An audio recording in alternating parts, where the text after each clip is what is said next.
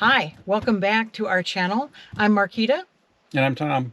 And we're destined to explore. If you just stumbled across us or you're new to our channel, we are retired and semi-retired, and we are in the process of exploring the country in our fifth wheel. And this is video number 11, I think. I can't even keep track anymore. I think it's 11. So we want to start out this video by explaining we had some technical difficulties. And they didn't make me very happy. Very unhappy. I was very unhappy. I might have been grouchy. Technological problems. Very technological. So what happened was that we had a lot of footage on our GoPro, and for whatever weird reason, it the SD card just blew up. Yep. But fortunately, we had it backed up on a hard drive. We did. I was smart enough to have moved the videos onto a hard drive, sorting them out by video. Yep. And I was thinking, well, we had lost a little bit of video, basically for that, basically just that day or the day before. Yep. But that hard drive crashed. Mm-hmm. I might have said a bad word or two. It was very frustrating. So the hard drive literally was unrecoverable. And so what you're about to see is we did get some footage, and we are, in this video, we are covering our return trip to Queen Valley RV Resort. And we're also talking about some places we went in and near Tucson. Lots of places you'll see in this video. But what you're going to find is the first part of the video is what's left of the video. Mm-hmm.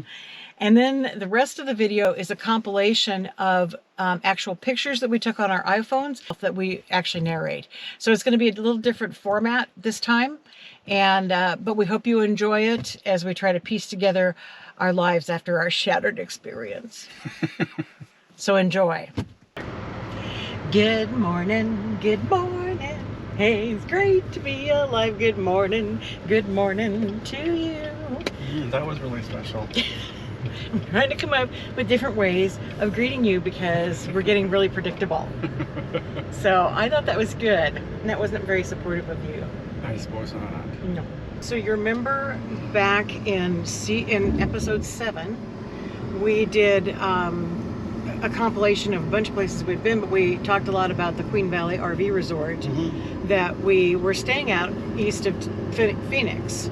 And we showed people the view of the RV park up from the hillside. Yep.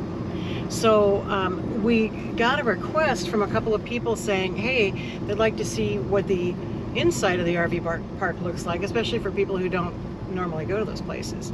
So I thought we would show a little bit about that because we've had a chance to do another stopover at Queen Valley on our way to Tucson. So we've had a chance to come back, which we're really happy to do, and we can now give a little more of an overview of Queen Valley. Yep. So I'm going to start by just kind of showing you the drive in. I'm going to flip this around. And again, the name of it is the Queen Valley, actually it's McGavins Queen Valley RV Resort, and it is in Queen Valley, Arizona, which is about 20-ish miles east of Apache Junction in the Superstition foothills. So this is what it looks like coming in, and we will pick up again when we get into the RV park itself. What you see here are these are what you call park models. These are more permanent homes, even though they technically are on wheels. And this park has a lot of park models. So a lot of these folks are people who come in and stay for a season, either January through March or sometimes October, November through March. And then here's our sweet little rig where we are parked. Up here is the main office, the pool, the library, the lapidary, the cards room, billiards room, craft room, activities room, pickleball courts. And we're heading now to our happy hour place, which may or may not have people there yet. This is where we gather, and we'll be gathering back here later.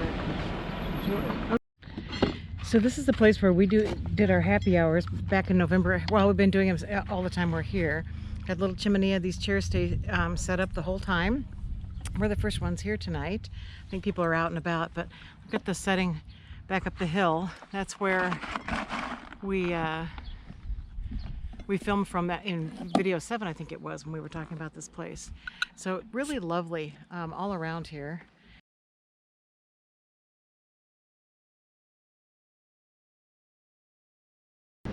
So we are headed to Tortilla Flat, which is in the Superstition Mountains, and it is the last known stagecoach stop on the Apache Trail.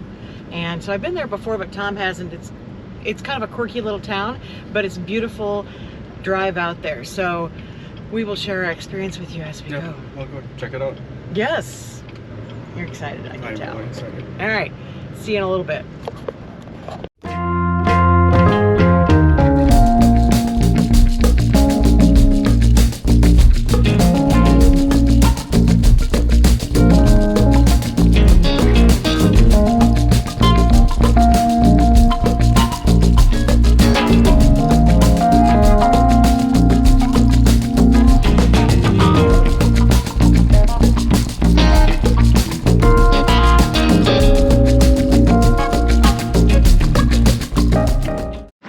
So here we are at Tortilla Flat. This is one of the last remaining, I said earlier, last remaining stagecoach stops. And we were reading a lot of stuff about parking and stuff here. Being how terrible it was to park. So, but boy, I've been here twice with my family, and this is the least busy I've ever seen it. So we're gonna go check it out. Yep. You know we love a schlock fest.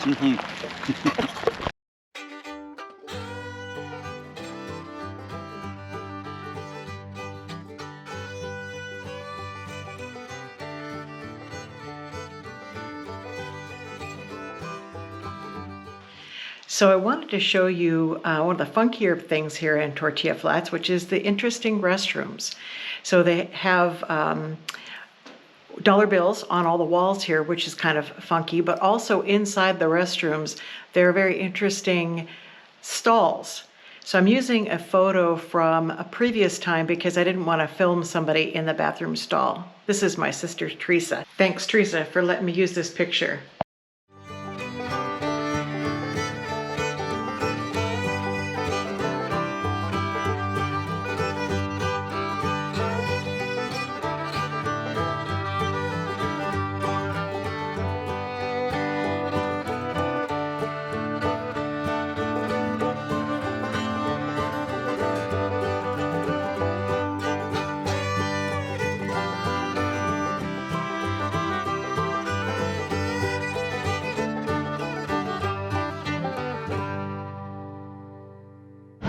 So, our assessment of Tortilla Flats. Good to get here a little early. Absolute pro tip. We got here about maybe 10:30.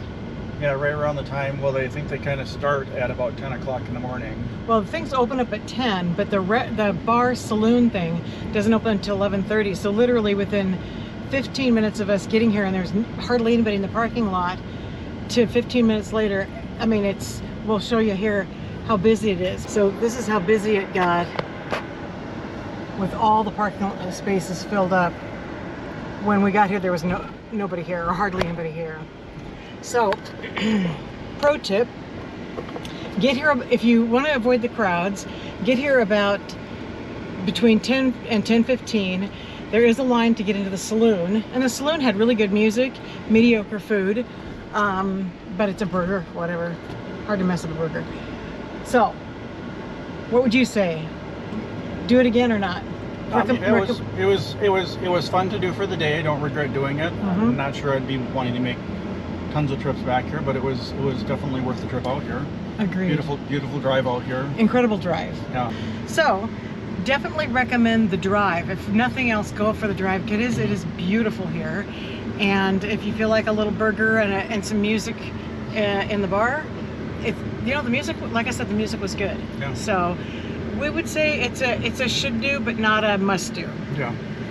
All right, on to other things. So when we got to Tucson, it was kind of an amazing experience because we were going to a BLM land where we always like to drive in and kind of we kind of like to pre-scope things out and make sure we're not going to get into a bad situation pulling our great big trailer. So one of the Alliance allies, or Fam Ally as they refer to themselves, literally came out and met us near the entrance of the BLM area and gave me a ride back in, showed me a great parking spot right next to their rig. So it was basically instant friends and instant community when we pulled into this place. So that was really cool. Yeah. And so we wound up staying in, it was did we say it was a Snyder? Yeah, it was Hill? Snyder Hill BLM land. I think it was about 10 days we were there. About 10 days we were in Tucson. And to be honest, we didn't do very much beyond, kind of some driving tours because it was so spread out in Tucson. Yeah. So we did go to Saguaro. The thing about Saguaro is there's an east side and a west side, and they're about 45 minutes apart. So we were about 10 miles from the west side. So I made a couple trips over there, and we did go through the east side as well. There's a nice little driving loop through that part of the park as well. Yeah. So that's kind of what we did in Tucson. Not a ton, but it was enough, and we enjoyed our time there at Snyder Hill.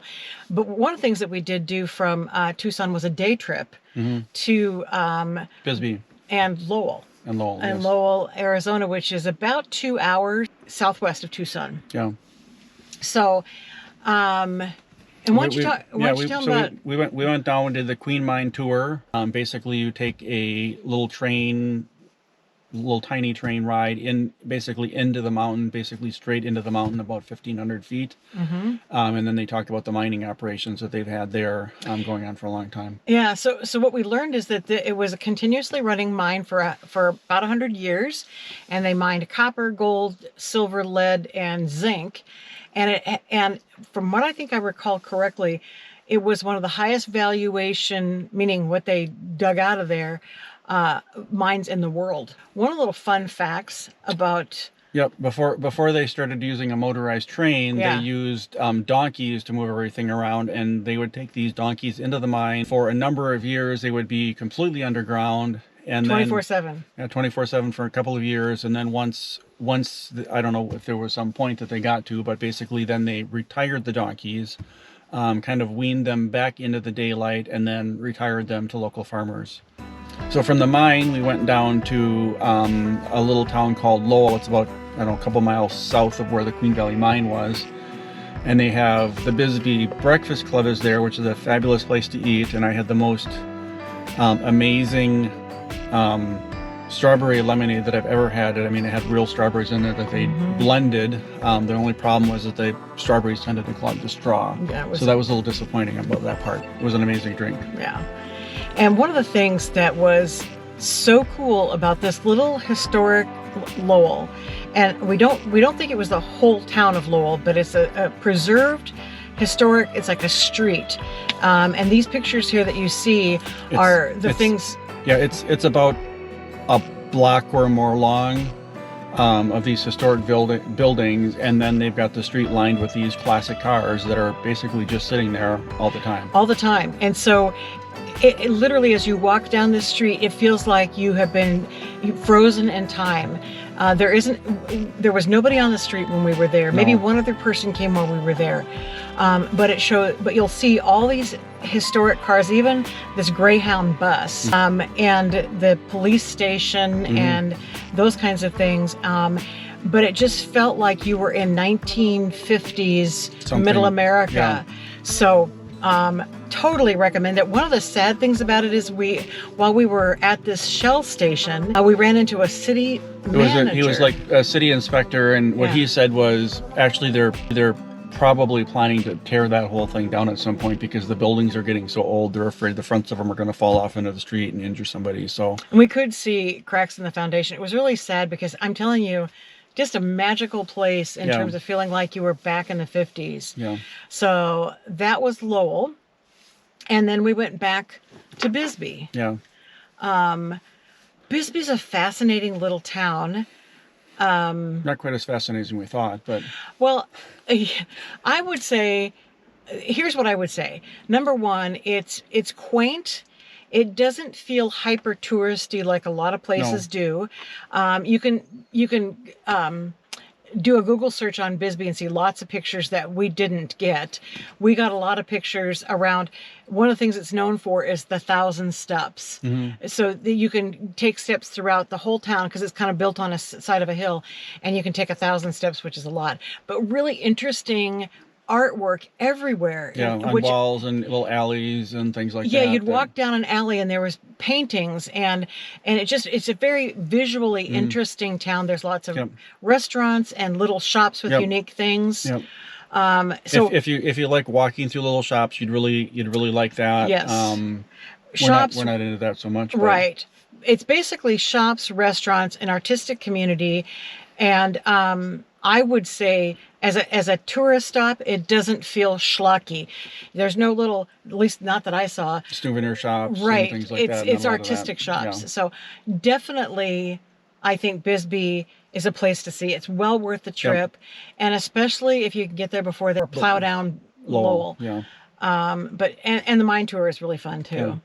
So that was our basically our Tucson experience, and then we went from there west toward New Mexico. Yep, we stayed in Las Cruces, and from Las Cruces we went and saw the White Sands National Park, which was very interesting. You probably don't want to spend a lot of days there. One day is probably more than enough, and it seemed like the evening time was really the best time to be there because in the day it was so bright. With all the white sand, it was really hard to see anything. But at night, as the sun got low, the shadows cast across the ripples of sand were just, it was very, very spectacular at that point of the time. Yeah, it actually is quite beautiful, as you can see from some of these pictures. It's just, there's something stark and beautiful about it. When we went back in the evening, there were a lot more people there, but you could still get to places where it didn't feel crowded. And you have to be out of there. They basically boot you out at, what was it? Right after sunset. Right after sunset, they drive through saying, get out. Yeah. We would highly recommend White Sands National Park. I don't think I would go more than a day, but it's not really a place you're going to spend a lot of time in. Well, that's it for this segment. Thanks for hanging on with us through the technical difficulties and sharing our adventures through Arizona and into New Mexico. Join us again next time, where we will be exploring Roswell, New Mexico, Carlsbad Caverns, and we'll be stopping in Deer Creek, Oklahoma on our way back to our home base.